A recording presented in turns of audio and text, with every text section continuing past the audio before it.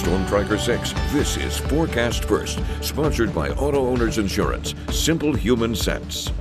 Weather-wise, what a beautiful start to the work week. Lots of sunshine, mild temperatures today, and that's after a very rainy and warm weekend. To our west, however, we're watching a storm system which will spoil the nice weather. It's going to mean cooler temperatures and a return to some snowfall as the system makes its way to the east later tonight and into tomorrow. Current temperatures still 41 Lansing, 38 in Jackson, Grand Rapids at 39 degrees, well above average for this time of the year. As we move into the overnight, I don't expect precipitation. It should be dry tonight. No snow out there. Temperatures will bottom out around 31 or 32 just after midnight and then begin to rise through 7 o'clock. So it's going to be a wet, sloppy snow we're going to deal with tomorrow, and then we go into the deep freeze. 6 News at 6 starts right now. WLNS is here for you with 6 News at 6. The investigation continues today into a shooting in Lansing that left one person dead. It's our top story at 6. Thank you for joining us. I'm Siobhan Klepfer. Sherry Jones is off tonight. Well, right now, a person of interest is in custody for the killing, and another shooting victim is recovering in a hospital after surviving last night's shooting. It happened around 8:30 in the 4900 block of Belle Chase Boulevard. When officers arrived, they found 2 people who had been shot. They say a 36-year-old man was taken to a hospital where he was pronounced dead. A 25-year-old man was also taken to a hospital. He is expected to survive. As mentioned, police do have a person of interest in custody. They say they have also recovered multiple firearms from the scene. This is an active investigation, but stay with 6 News and we will bring you updates as we get them.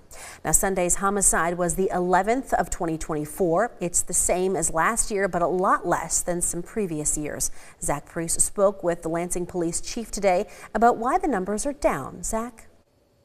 Numbers don't always tell the whole story, but Lansing Chief of Police Rob Backus, well, he says that he's pleased with the city of Lansing's crime numbers from 2024.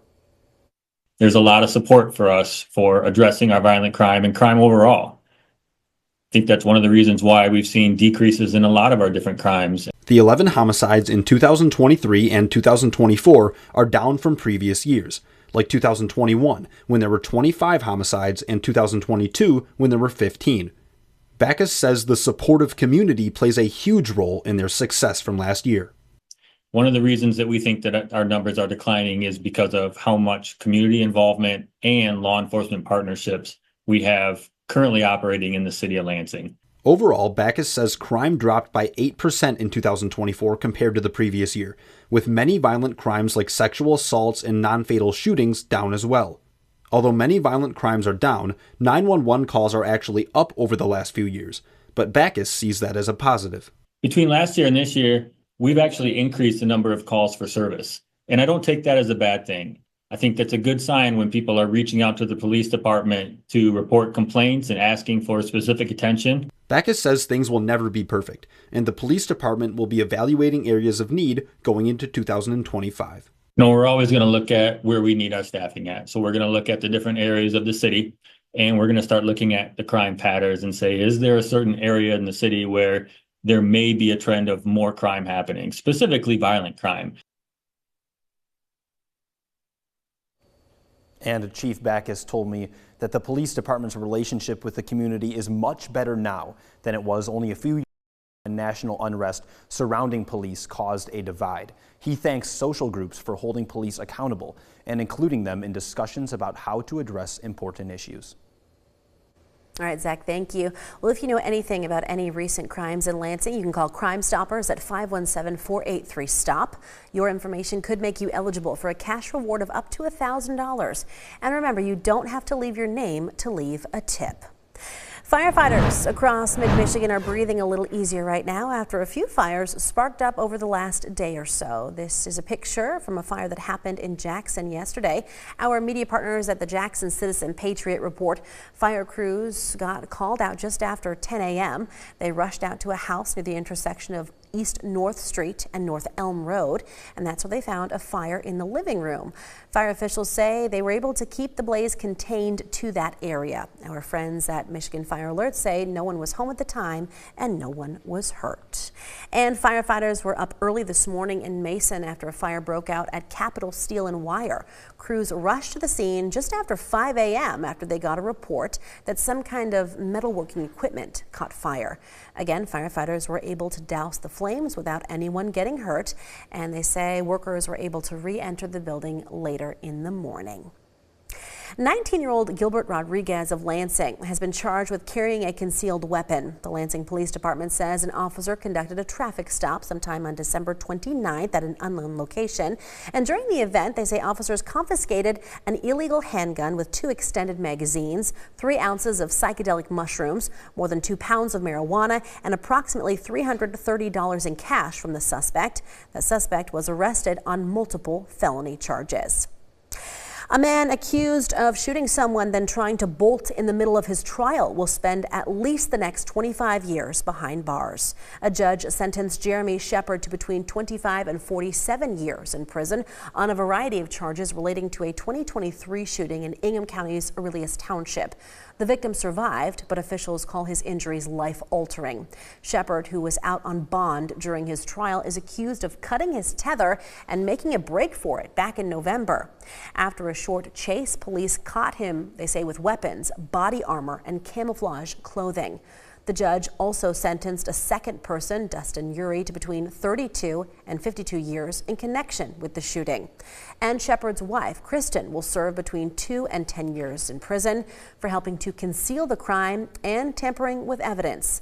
Jeremy Shepard will also now face a new set of charges after his unsuccessful attempt to escape.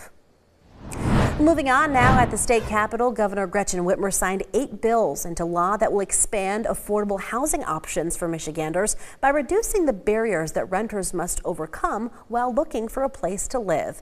Additional legislation signed protects Michiganders testifying in the courtroom, combats human trafficking, and supports economic development in our state. Including today's legislation, Governor Whitmer has signed a record 1,431 bipartisan bills into law since taking office. From Storm Tracker 6, this is Weather First, sponsored by Auto Owners Insurance. Simple human sense. Although it was certainly wet this weekend, I hope everyone enjoyed the warm temperatures. We had them again today, but they're going to be a thing of the past soon as snowfall and cold temperatures are on the way. Look at the graphic over the next 10 days. The odds of seeing at least 6 inches of snow. Some of this not a shock, like the UP, along the lake shore where you get a lot of lake effect. But our numbers here in mid-Michigan are pretty high as well. So I think we're going to see some shovelable snow. Is that a word, Siobhan? Shovelable? Shovelable. Okay, I just created that word. But we're going to see a lot of snow over the next 10 days, so something to look forward to if you enjoy getting out in the winter wonderland. What's not so going to be enjoyable are the temperatures. While next week is cold, next weekend into early the following week, notice it just continues to get colder with daytime highs in the teens. Overnight lows could get near 0, so that means, of course, whatever snow we get will likely stick around. Now, if the clouds will hold off this evening, something else to check out. The northern lights could be visible late tonight, early tomorrow morning. Clouds are likely going to interfere, especially the further in the evening we go. So we'll take a look out there and see if we can spot them. Otherwise, though, Mother Nature may throw kind of a wrench into that. Satellite and radar quiet for now, but as you look at precision cast, clouds overspread the area by tomorrow morning. Cloudy, maybe a rain shower, and then changing over to some wet snow. Temperatures will be in the upper 30s tomorrow, so it'll have a hard time really sticking, but grassy areas will be the main areas you'll notice the snow. Little slush maybe on some roadways as well. Storm system will push away tomorrow night into Wednesday morning. A few leftover flurries or very light snow showers. That too will begin to shut down as we move into Wednesday evening. Total accumulation, not a big snow for us. We're generally looking at 1 to 2 inches across mid-Michigan, somewhere in the viewing area. Could possibly see as much as 3, but I think 1 to 2 in general. And again, it'll be melting basically just as fast as it's falling. Temperatures currently is sitting in the low 40s and upper 30s. Skyview Network, it's been a beautiful evening and it's mild, 43 degrees in the McLaren camp after a high 49 today. In Grand Ledge, some of the clouds in the distance, but still some stars out as well. Temperatures at 42 degrees after a high of 47. This evening in Jackson, we're still looking at fair skies. We're down to 38, just a couple off the morning low at 36. and a really impressive wind gust today up to 30 miles per hour. Most locations didn't see winds quite that high. In fact, the wind gust in Hillsdale was just the only one that was a little bit higher at 31. Our current temperature 38 degrees and our high today 44. Tonight's forecast, low temperature down to 31 with increasing clouds. That 31, that's going to happen just after midnight. So by 7 o'clock, we're in the mid-30s, and then that wet snow and temps hanging in the mid to the upper 30s through tomorrow afternoon. Our 6-day forecast as we move throughout the rest of the week, just cold highs in the 20s on Thursday and Friday. Weekend starts out quiet, some snow showers move in Sunday, and we could see widespread snow in the area late Sunday night into Monday. That's the day to watch. And then it just gets colder with periodic lake effect snow showers, nothing too big, but highs in the teens next Wednesday through Friday, and overnight lows in the single digits. Any one of those nights, if we get clear skies and light winds, we'll drop below 0. See, I think a lot of people are like, sure, bring on the snow, no problem. It's just when you get temperatures in the teens and lows in the single digits that you're like, oh no. Right, as mild as it's been the past several days, this is kind of a long cold snap with highs in the teens, low single digits, so it's going to be something to adjust to. All right, well, you're giving us plenty of time to get ready. I'm trying. Thank you, David. Well, coming up here on 6 News at 6, we're going to